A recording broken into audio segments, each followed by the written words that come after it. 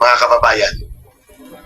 Kaninang madaling araw po, nagkaroon ng matinding tensyon doon sa House of Representatives sa building kung saan nakadetain ang Chief of Staff ng ating Vice Presidente na si Attorney Zuraica Lopez, sapagkat biglang nagpalabas ng order of commitment to National Women's Correctional Facility sa kulungan po ng mga kriminal na convicted na mga kababaihan diyan sa Mandaluyong. Ipapalipat ni Congressman Chua ang Chief of Staff ni Vice President Sara Duterte sa persona ni Attorney Zuraica Lopez.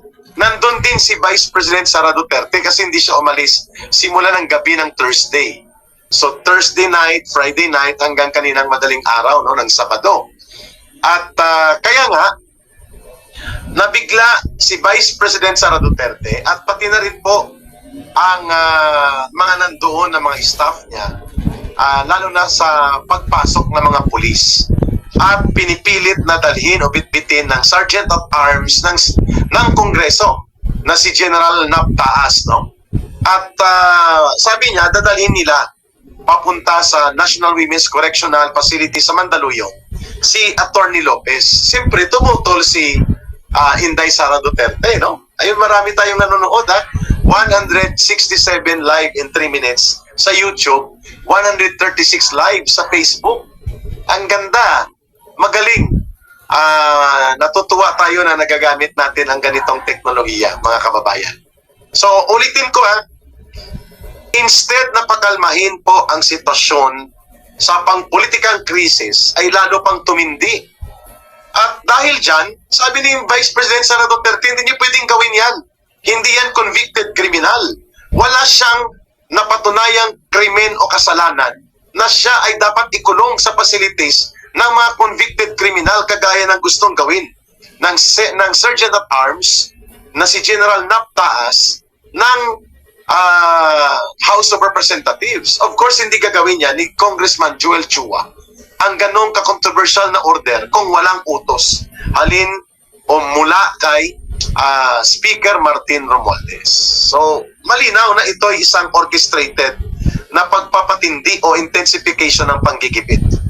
So, kaya nga, ang nangyari, sabi ni Vice President Sara Duterte, who happens also to be a lawyer, sabi niya, I represent as a legal counsel to Attorney Lopez upang mapangalagaan ng isang abogado ang kanyang mga karapatan as guaranteed by the Constitution. So yun po, no?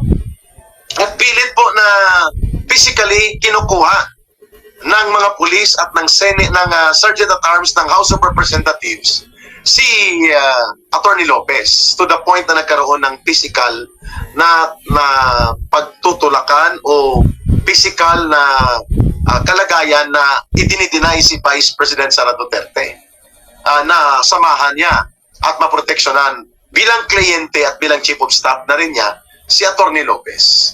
So kung gaano kagarapal ang ganitong sitwasyon, walang conviction sa criminal court, walang kaso, maliban sa kanyang sinabi na hindi nagustuhan ng mga alipores ni Martin Romualdez sa Tuadcom, kagaya na ni Congressman Chua at itong convicted criminal for child abuse na communist urban terrorist operative na si Franz Castro na convicted sa child abuse. Ang hindi niya nagustuhan nila sa sagot ni Attorney Lopez na walang pakialam ang Kongreso sa proseso ng pag-audit at kapangyarihan sa pag-audit ng Commission on Audit, which is correct. Hindi po mali yun. At hindi pwedeng idemanda o iobligahin ng House of Representatives sino man o anumang komitiba dito na posisihin ang proseso ng pag-audit ng COA sapagkat nasa mandato ng COA yan at wala yan sa kapangyarihan o autoridad ng Kongreso o ng Senado. Yan po ang nangyari kanina. So ano po ang naganap? Nagkaroon ng, sabi ng mga doktor sa Veterans Memorial Medical Center, VMMC, nang doon dinala si Attorney Lopez ay nagkaroon ng panic attack o symptoms of hyperventilation at erratic na paghinga at pagtibok ng puso dahil sa simptomas ng posibilidad ng panic attack. So mga kababayan, malinaw na nagkaroon talaga ng hindi magandang attempt na hindi lamang labagin at lapastanganin ang karapatan ng isang na cite in contempt doon sa loob ng Kongreso kung hindi pati ang kanyang mga pangpatayan o fundamental na mga karapatan na ginagarantiyahan ng konstitusyon ay nilabag. So nagkaroon ng mga pag-react ang mga taong bayan. Ako nakita ko mga 3 a.m. na ang pangyayari, pero dahil may gagawin na isang community mobilization solidarity action for clean up sa Aplaya or Baseco Aplaya dito sa Baseco Tondo sa may Manila Bay, hindi ako nakabuelo papunta sa House of Representatives hanggang sa nagkasunod ang mga tao papunta sa Veterans Memorial at pati sa St. Luke later on.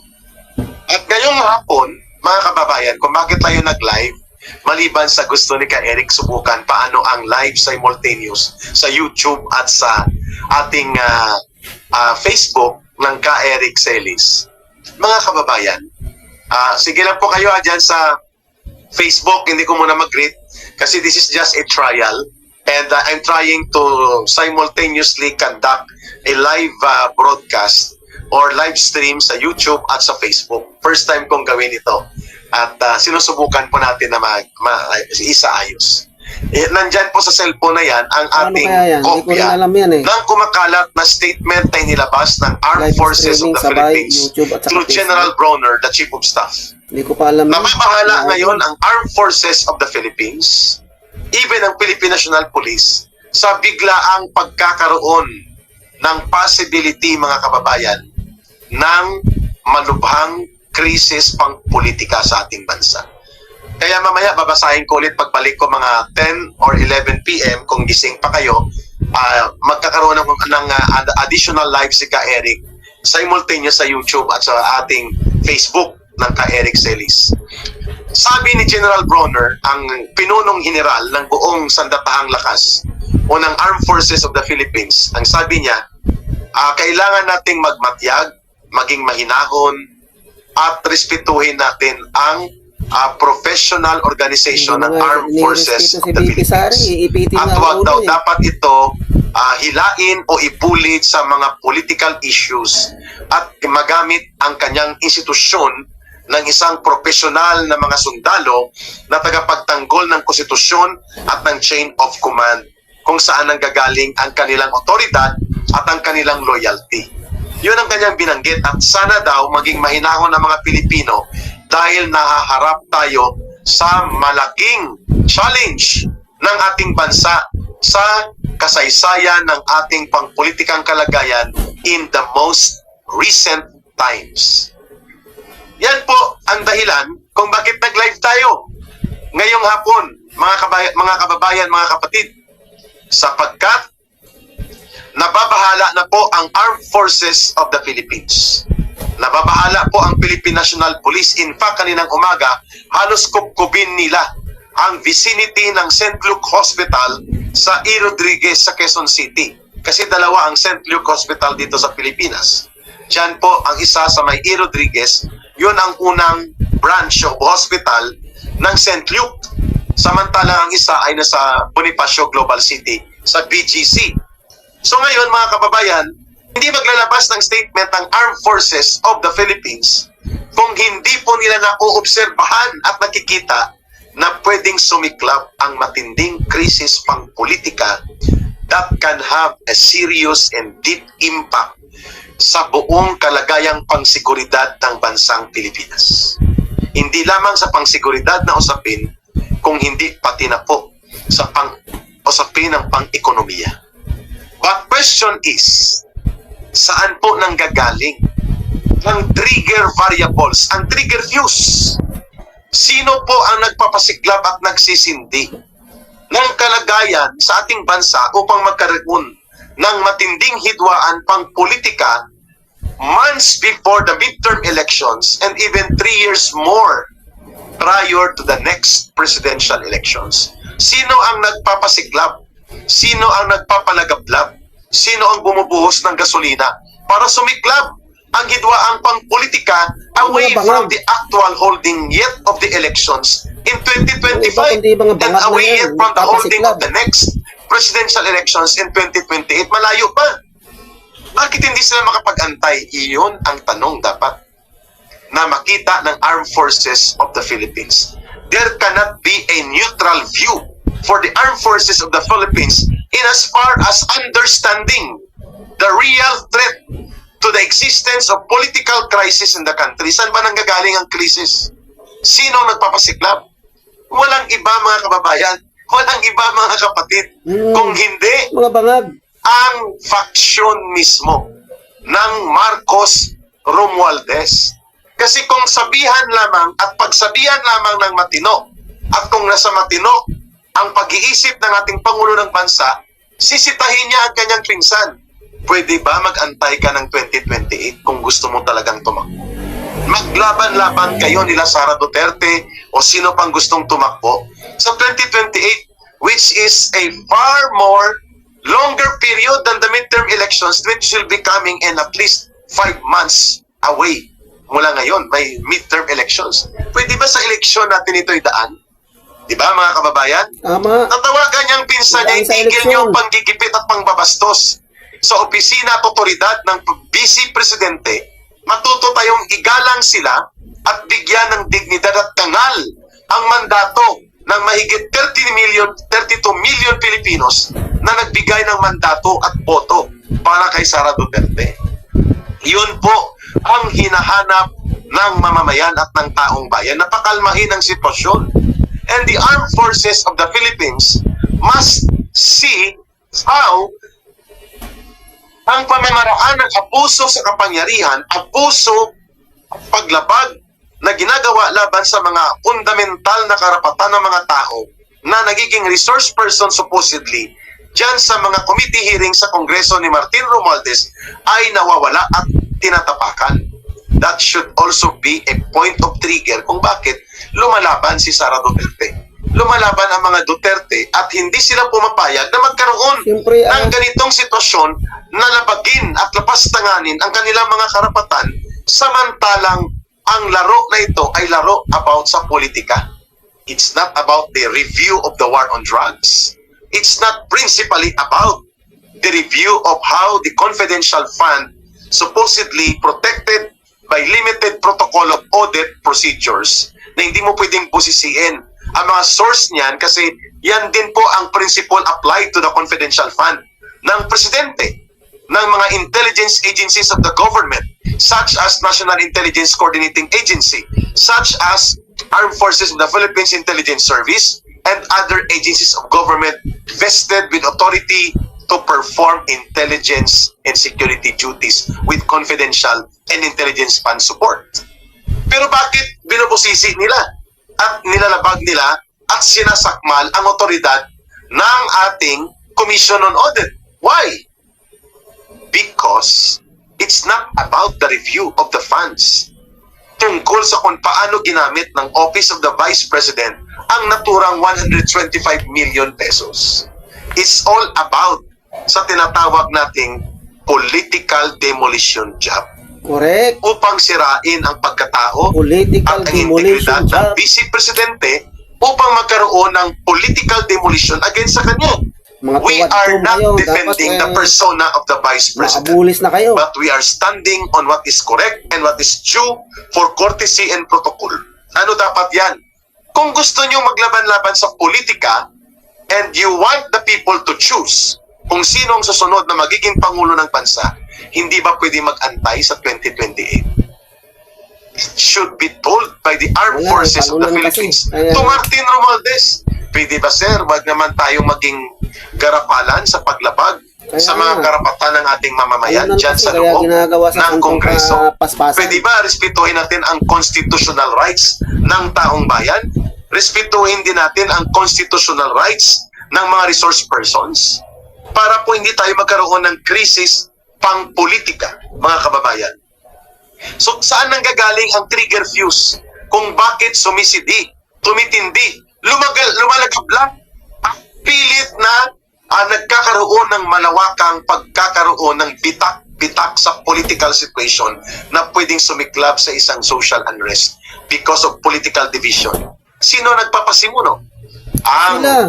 maitim at ganid na ambisyon na mangunyapit sa poder maghawak at magkonsentra ng kapangyarihan ang paksyon ng Marcos Romualdez, lagpas pa sa 2028 at hahadlangan nila ang possible challengers na manggagaling sa kanilang political nemesis or enemies such as the Duterte political faction. Pero pwede bang hindi magantay sa eleksyon at ngayon nila gagawin ito at the expense of democratic institutions such as Congress na ginagamit at pinagsasamantalahan ang kapangyarihang ito as an oversight authority nila na mag-review ng mga budget, nag-overstep sila sa constitutional duty ng Commission on Audit. Lamang sirain sa maruming laro sa politika ang kakumpetensya ni Martin Romualdez supposedly for a presidential elections in 2028 na mukhang malabong mangyari na mananalo siya. Sapagkat in the popular elections, walang kakarisma-karisma itong si Martin Romualdez. Walang ka-political acumen. Walang ka-political attraction. Kung sa mga common language pa sa mga romantic engagement, walang sex appeal. Hindi siya sexy physically. Parang fry butod, kagaya ko, malaki din ang siya. Maliban dyan, hindi talaga siya attractive as a leader para pagkatiwalaan ng taong bayan. Problema niya yun, mga kababayan. Dahil dyan, ginagatungan nila, sinisiklaban, napuhusan ng gasolina ang pampolitikang sitwasyon sa ating bayan. Dapat makita po yan ni General Romeo Bronner. And that should be told to the President, the Commander-in-Chief. Sir, Mr. President, can you tell Congress not please to abuse power and not to create situation na pwedeng maglagablab sa isang pangmatagalang problema sa hidwaang politika na pwedeng panggalingan ng konflikto ng iba't ibang political factions na magkakaroon ng malawakang political division sa ating bansa. Anong epekto nito? Kung hindi ito mapigilan, bukas o mga 2 araw mula ngayon, pwedeng lumagpas sa 60 pesos per $1 ang exchange rate ng peso and dollar. Kita nyo? Anong epekto niyan? 40% ng ating presyo sa ating mga pangunahing bilihin ang sisirit patas. Mga pagkain, bigas, gulay, manok, karning baboy, at mga kape at asukal at noodles. 40 to almost 50% ng ating mga binibili ay apektado ng importation of raw materials and exchange rate of the dollar between peso. So kung mag 60 pesos na ang dollar, sasabihin ng mga may abroad na mga pamilya, ay mas maganda yun kasi mas malaking exchange rate. Pero pag dating sa Pilipinas, you will exchange the dollar into the Philippine peso. At dahil mababa ang purchasing power ng peso, useless ang mataas na dollar exchange rate. Kasi kapag bumili ka sa palengke, gagamitin mong peso, hindi yung dollar. And so therefore, yung nabibili ng 10 piso o 100 piso, mababawasan ngayon ng almost 22% due to inflationary effect of the 60 peso mark na pagsirit ng presyo ng dollar versus the 1 peso rate exchange rate. Anong epekto niyan? Ang mga milyong-milyong mahihirap na mahigit 9 million families na nakakaranas ng involuntary hunger, ang higit na tatamaan yan. At pati po ang mga middle class na taong bayan natin. Tatamaan din po sila, mga kapatid at mga kababayan. So, delikado po yan. Delikado. So, yan po ba ay epekto ng maruming laro sa politika at sumisiklab na hidwaan sa politika? Yes. Ngayon po, may naririnig na tayo at nababasa na mga messages na magtipon-tipon ng taong bayan sa labas ng House of Representatives sa Batasan Complex. Nagsimula na kanina po, dumaan ako, mga 4:00 ng hapon, doon sa Veterans Memorial Medical Center, wala pa pong mga tao. Pero may mga media na nakaabang sa gate. Kasi mukhang doon po ngayon naka-confine si Attorney Lopez. At ngayong gabi, may panawagan na magtipon-tipon doon sa House of Representatives. And we are watching right now kung ano po ang development hinggil dito. Mga kababayan, mga kapatid, we should be concerned about this. When the full scale of political crisis will explode sa sabog sa ating bansa, ang unang lulugmok po dyan ay ang ating ekonomiya.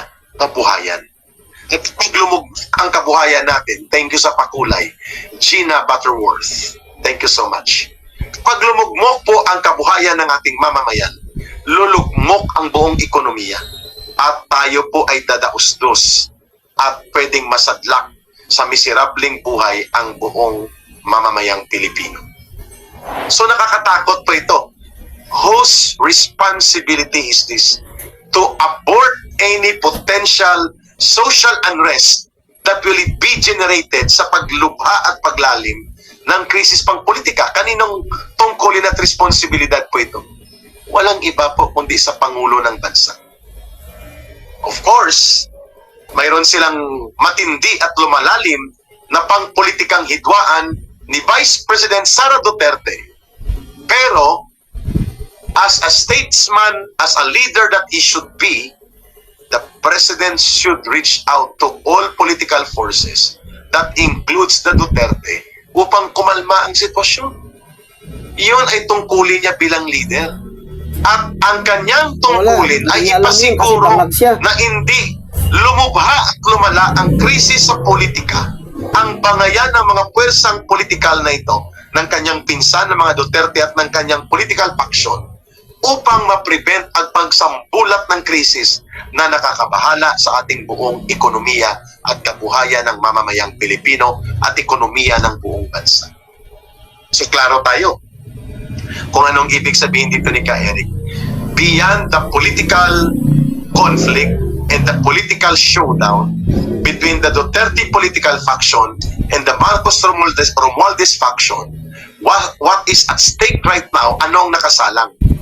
Ang ating kalagayan ng buong ekonomiya ng bansa at ang kabuhayan ng milyong-milyong Pilipino.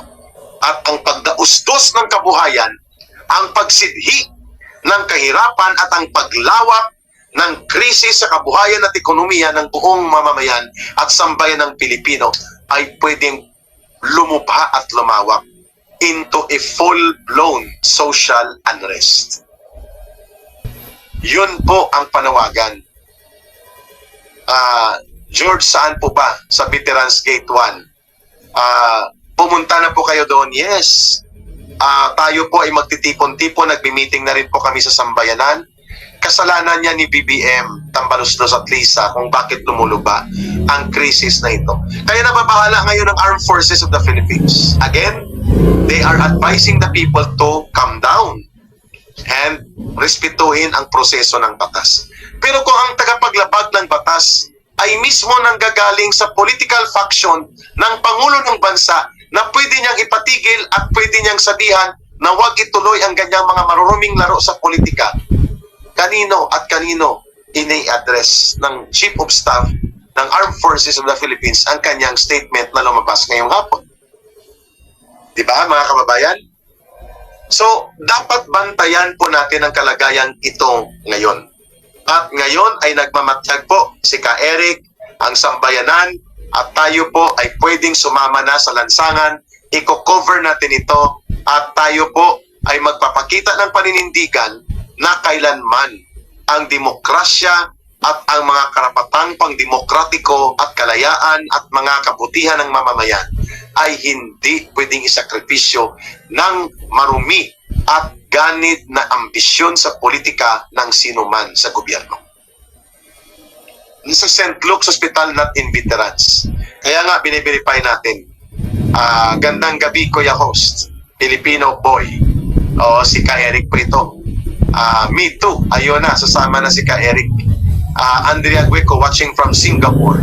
Opo, tayo po ay nagmamatyag, tayo po ay nag-o-observe, at tayo po ay maingat na hindi sumiklab bigla ang kalagayang hindi na makokontrol at magiging sanhi ng matinding kaguluhan.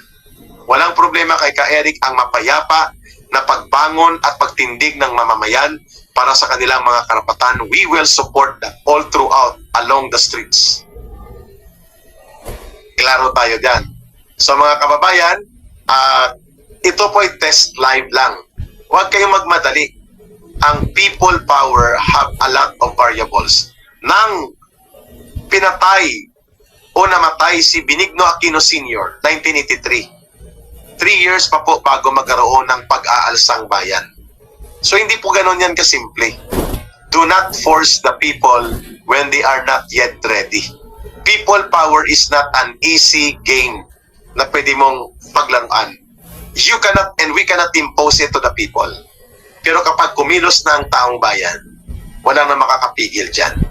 And ang ulitin natin, pwede ba magkaroon na ng people power? Possible. Pero may inahanap pa po tayo mga factors dyan. Sa isdawa at mga maralitang sektor. Kasama ang mga kabataan at estudyante, and then sasama sa kanila ang tinatawag na middle forces o middle class. Simbahan at iba't ibang sektor ng mga professionals.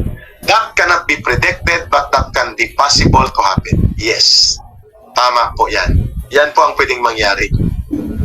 Lantaw diri sa Macau, gusto nga tion na manaog na ang bangag. Yes. Kung ganyan ang magiging sentimiento ng taong bayan, why not? Ka Eric, watching here sa Kingdom of Saudi Arabia. Capricorn, kinawawa na nila ang mga Duterte, kinawawa na nila yung tao, kinakawawa nila ang taong bayan. Thank you. Black Beauty, OFW from Singapore, nanonood po kami. Polaris B, Evangeline, nasa veterans na uli si Atty. Lopez. Pilit na dinala dahil may order ang Kongreso na dapat sa veterans siya i-remit. Thank you, Jun Gomez, sa pagpapakulay. Labas na tayo, palitan na ang mga bangag na administrasyon. Yes, ang sabi ko nga, the military, the armed forces of the Philippines cannot prevent the people if that will be their will to exercise. Ulitin natin, mapayapa na pagtitipon, kolektibo at sama-samang pagkilos na naaayon sa ating mga karapatan sa saligang batas for peaceful collective assembly to redress the government, including if they will be calling for the resignation or the stepping down from power of the president. Pwedeng gawin ng mamamayan po yan. Klaro tayo dyan, mga kababayan. So again, magmamadyag tayo, magre-ready ngayon si Ka Eric at pupunta tayo sa Veterans Memorial o kaya sa House of Representatives kung saan po ang pagtitipon ng taong bayan. Ka Eric will be there. So, mag-ready lang po tayo, mag-prepare lang tayo kasi mag-isa lang si Ka Eric at ako po ay may schedule travel pa bukas. Maaga, alas 5 pong flight ko. Kaya titingnan natin kung ano po ang kaganapan na ito. Pero ang inuulit ko, the armed forces of the Philippines must be seriously giving advice now to the President na ipatigil ang panggigipit, ang pag-apak at paggurgur at pagkatay sa mga karapatan ng mga tao, lalo na ang pagkawalang respeto nila at panggigipit na ginagawa at pangbabastos sa integridad at kapangyarihan ng Vice Presidente. Otherwise, this will be a political standoff that can develop into a full-scale deep political crisis. Pwedeng mangyari po yan. Ayan na. Almost beautiful, may mga tao na din sa Veterans Memorial. Nakikita ko. Marami na rin ang nagtitipon-tipon daw doon. Nasa veterans, dami na ng tao. So sa veterans yata ang pagtitipon, hindi sa mga House of Representatives kasi mas malayo-layo yon. Keep safe kayong lahat papunta. Watching from Hong Kong. Keep safe kay Eric, we still need you for the country. Thank you po. At sa ating mga nasa live ng YouTube at ng Facebook, please comment on this warrant of arrest ni VP Inday.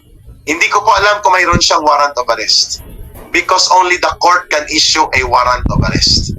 Hindi ko pa po alam kung na-file ang kaso.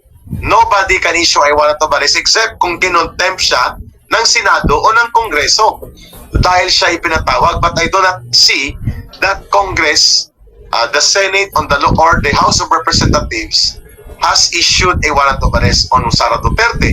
And I do not see na nag-issue ang korte ng warrant of arrest. Pero can General Torre of CIDG upon orders of the Chief PNP or upon orders of the President na aristuhin si Sara Duterte on the basis of continuing crime to commit assassination or murder against the sitting President? I do not see that is possible. Mukhang malabo yan, mga kapatid, mga kababayan. Thank you, Vicol Express, for your pakulay. Okay? Abolish Congress. Good evening po ka Eric. alam na lang. Okay? So malinaw po titingnan muna natin yung kumakalat sa Facebook na ipinaparesto sa pamamagitan ni General Torre si Inday Sara Duterte ngayong gabi. Hindi po tayo sigurado doon. We have to verify on that because only the court can issue an arrest warrant legally and regularly. At sa mga pambirang pagkakataon, pwede ka rin iparesto ng Senado at Kongreso kung ikaw ay hindi nag-attend sa kanilang summons sa mga sabina nila sa hearing. So hindi yun ang kaso. Ngayon, can this be a continuing crime against Sara Duterte that she should be arrested without a warrant? I do not think so na dapat payagan niya natin. Bakit? Kung may krimen siya, di pailan nyo ng kaso. I do not know if the Vice President, hindi pa ako abogado, is also immune from suit. The way the President is, na hindi mo pwedeng kasuhan ng Presidente at hindi pwedeng umusan ng kaso laban sa kanya habang siya ay nakaupo na Pangulo ng Bansa. I do not know if that is also the case in favor of the Vice President, na hindi mo siya pwedeng kasuhan. Baka hindi. So kung they want to arrest Sara Duterte, they have to file a case. Regular filing, and then let the court decide kung kailangang arestuhin si Sara Duterte. But the threat or great threat, whatever is this, are also bailable offense. Pwede siyang magpiyansa niyan kung sakaling siya ay pwedeng sakupin ng pag-file ng kaso. Nung problema mo, George TV, bakit ako ang pinapapunta mo doon? May problema ka. Problema mo yun o nawala na ako.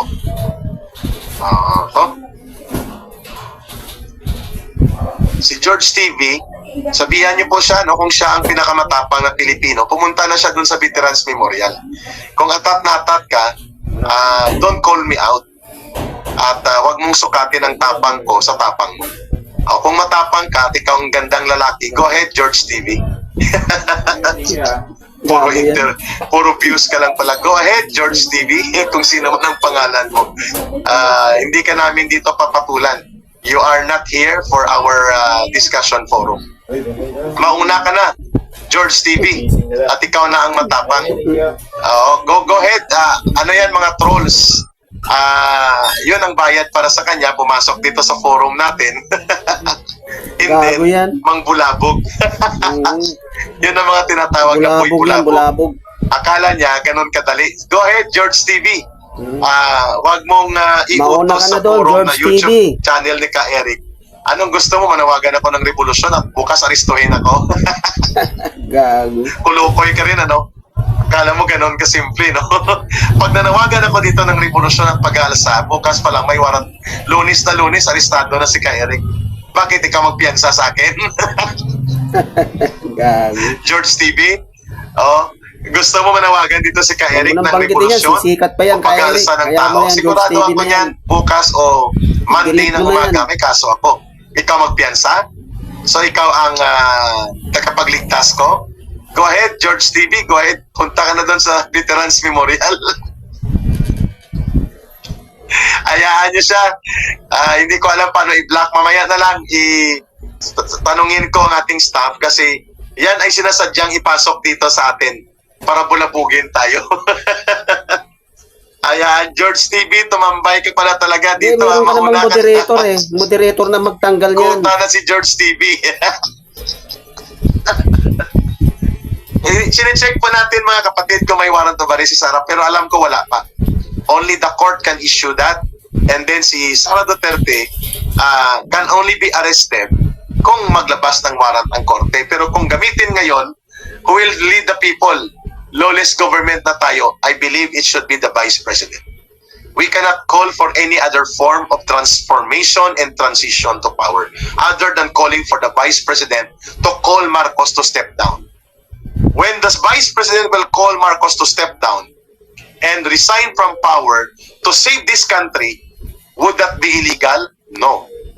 That is within the protected speech of the Vice President calling for the protection of the government upon her incumbent powers bilang bahagi ng mamamayan at bilang opisyal ng bansa kung may nakikita siyang batayan para dyan. Gawin mo ako ng moderator para masipa yan kay Eric si George TV. Oo nga, no? Dapat may loko-loko moderator din eh. ka. Sabi niya, Yan, puro views na tagasipa daw dyan. tayo. When the Vice President will call out for the stepping down of the President, that can be the signal. So, Jared James de Guzman, 178 new comments po, kaya ang contempt kay Sara. Hindi po sila makapag-contempt kay Sara. Ang court ang makapag-contempt dyan. So kung gusto nilang kasuhan si Sara Duterte na nakialam sa pagkuha o pag-aresto ng House Sergeant at Arms, di mag-file siya ng kaso on the floor doon sa loob ng Kongreso. Ipa-contempt nila si Sara Duterte. But the session, I think, will resume on Monday pa. Kailangan may pakita sa administrasyon ni Marcos Jr., ni Speaker Romualdez at ni Lisa Marcos ang mga kakampi nila na hindi parang sindikato lamang pagpapatakbo ng gobyerno. Dapat masunod lahat. Ang gusto nila, dapat manindigan ng taong bayan. Thank you, Ron M. Ride. Alex Diaz, wala guro ni Obrahon si George TV. Tako na naayuda yung guro ka Eric pang divert nila na para wala kasi imistorya. Upal yan, Oo nga, George hayaan mo TV. siya. At kayo nang sumagot sa kanya. But mamamaya, I will ask our staff sa sambayanan na ipa-block natin siya. Ako nang Yung moderator mo lang, tanggal na yan. block ka Eric kay George TV. Sige. Assign ka ng moderator ka, Eric. Opo, kasi, ayan no, George TV, wala na sa, nandun na siguro. Wala na daw siya. Sorry. Mga kababayan, nagbabantay tayo ngayon kasi ano man ang kaganapan ngayon, we will go to Veterans Memorial Hospital Medical Center and show solidarity sa nangyayari sa ating bansa. Pero sabi ko nga, mayroon akong travel 4 a.m. So I will try to be there 1 hour and then balik ako kung saan man ako nakastay. And then we will try to observe everything right now kasi pwedeng mag-develop into a full-scale political crisis ito by Monday, Sunday pa lang bukas eh. So kung may pagtitipon po doon sa Veterans Memorial, yeah, we will go there. We will try to be there. Kung saan man ang rally sa House of Representatives o sa Veterans Memorial Medical Center. So mga kapatid, mga kababayan, sana po ang Armed Forces of the Philippines will have the courage to tell the President and the Speaker of the House na pag-usapan nito. And also the Vice President, mag-usap sila. At kung hindi ito ma-resolve, wala tayong choice. Kung hindi, talagang ang taong bayan na ang magiging arbiter of power dito. Lalo na kapag nag-decide si Vice President Sara Duterte that enough is enough and she will lead the people to call for the President right now, Marcos Jr., to step down and resign from power. Yan po ang inaantay ng mamamayan at kapag nangyari yan, pwede pong magkaroon ng matinding reaksyon ang Malacanang, magbantay tayo at magmatyag kasi pwedeng iparesto nila si Sara Duterte for other similar cases na ipafile nila sa Monday sa korte. Yun. Madaming kalaban sa paligid. Opo. Halong ka to Eric. Stay safe. Thank you. Magandang gabi.